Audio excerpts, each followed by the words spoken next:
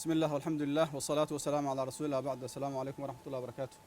دمان شعبك الصومالي ميل جوجان بعد الصحافة عيد كستبا ماشي أي جوكتو عندكم سلامة إسلامك. السلام عليكم ورحمة الله وبركاته. أنت أسكدب والصحافة كان وحكوا سابسين هاي حال هذه وجودا بدلك كدعي مركوري آدي هذا أنا وحنا هاي واحد دعي دل كان وحصومر اللي فربضان أو كأذن أرمها السياسة ده مرحلة وجودا بيسنا وحال وجود جري دورشة لوجوسه الشيء ومدة ساعة أو حلبان هذا قارئ صباحين أنا قدام وحن قدرين إني إن لصح دورشوينك إن قدام دورشوين هو فن عدالة لو كل سنة نتيجة وحكو أول وكيني كرتا قرن نمط الصومالي دول النمط إنه هرأس صعدت إنه كسب بحضه لكن السيب ضر وحي دعاي شلي وحي أهاين وح آدي الله وح معه رئيس جاريه الله حل ساري دورشوين كأنه قبته إن الاسكود ده يشي شرع درها شغال إن لوجا قاضي حفيز كلا حرته لو أديك سد أود عيدا وحين نقطة أرنتي على فيلين آدي آدوحن تاز مركا وحن لو ذاك إن دتك الصومالي ميل الجوجان بيدون كبا إن آدي آدوحن هاي أينتها إطلاب عن صحيحين كواعتي شرعي يدغنكي وناكسناي أي دولة نمده أنت اسمركي عن كجودبو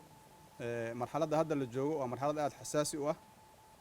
وباهن سياسيين تيدتك الصومالية دي أدونك أنت قعنت سياسة الصومالية دبا إن أود أن السوق جينو لما يسترك الدولة شويك لا نصحوا خلادات كجرة هي مجدجة تاس وضع عن هين وفرن مجرت وضع كست أو تاس كسو هرتنا وحي هرسودي كرتا بربر هي دباتو ديارنا وما هدتك الصوماليات إن مركل جلان مجد سياسات يديك دات إلهي سبحانه وتعالى وحن كبرنا قلوبت إنه هنونيو طريقة ونكسن كهنونيو تلك الصومالية دمانت وحدوكتهين أمن درو جاج إيه معلول إيه أباره محنكو إذا كلا قيب سنان عذر كاس مانت كوفيد كاهو عدك ورهيس إسنجرين سيجارة وجورهيس سيجارة وجداليس إسنجرين أي اللي دار دعيان مركا وحن ربنا إن سوجيدنا إن مدحدا دولة قبلادة يرئيس وزاره بأي دردر قليان رمها دولة شوينكا تبى شوينكا هي مقدية جران الله صحة ورانا الله صعب أرنت الله بعدنا وحواي دتك سومالي ما دام أي معلول أدق أي جرتو إن لو استاجو أيجانا سيدي دتك تواليسان لو قرقاري لهاي دتك وحيستان أي قعنو قيس لهايان دتك وجه على وجه وقيد لهايان أدونكم أوجو سوقر من لهاي وحن ربع سيدا سوكلا إن عيدمada qalabka sida oo loo barbaariyay ama loo abaabiyay inay ka difaacaan dalka cadawga dadka Soomaalida ay difaacaan ay ka shaqeeyaan sareynta sharciga iyo cadaaladda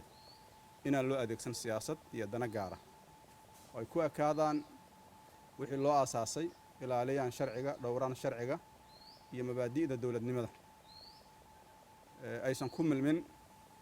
maxaan ku yiraahdaa siyaasadda ciidan shacabkiisa la diriray waa ognahay meesha uu ku dambaynayo marka waxaan leenahay Soomaaliya hadana maanta waxaan khibrad u leenahay waa khalad siyaasi oo dhaca iyo ciidanka loo adeegsado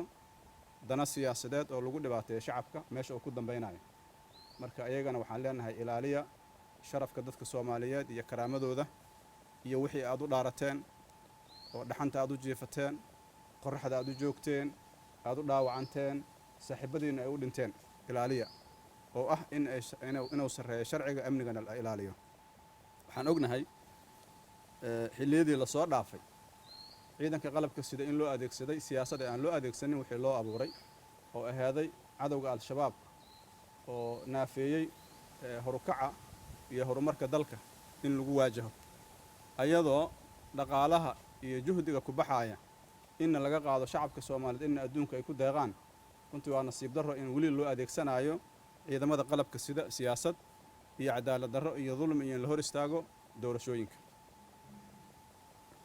waxaan rabaa inaan uga gudbo madaxweynaha xilligiisu dhamaaday madaxweyne Maxamed Cabdullaahi Farmaajo dadka Soomaaliyeed waxay ku muujiyeen kalsooni waxay ku siiyeen codkoodii waana lagula shaqeeyay intii karaan ah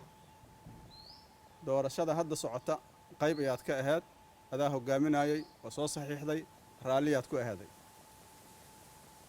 adoo raali ayaad ku wareejisay baarlamaanka hortiisa waxaad ku wareejisay ra'iisul wasaaraha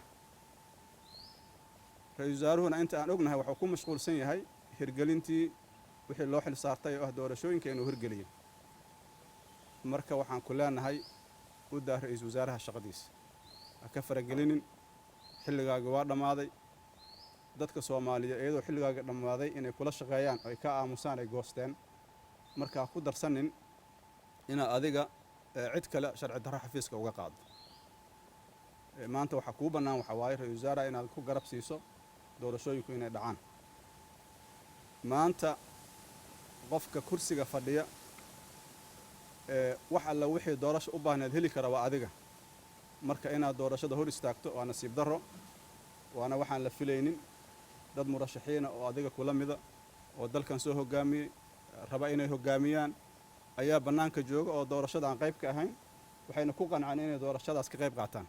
marka waxaan ku leenahay carqaladda ka daa doorashooyinka labo ciidamada qalabka sida ha u adeegsanin siyaasad in badan aad soo samaysay waa lagu soo dadaalay meelaa la soo gaarsiiyey wiilasha dhallinyarada ee hamiga u leh inay dalkooda u adeegaan ha marin habaabinin sidaasoo kale ummadda Soomaaliyeed maanta hami waxay u leedahay inay ka gudubto marxaladda adag oo aysan ku laabanin marxalad mataqaanaa dhiig oo daato ayadana sabab ha u noqonin intaas markii aan ka gudbo waxaan rabaa dowladnimada Soomaaliya sida u jilcan tahay inaan wax dul istaago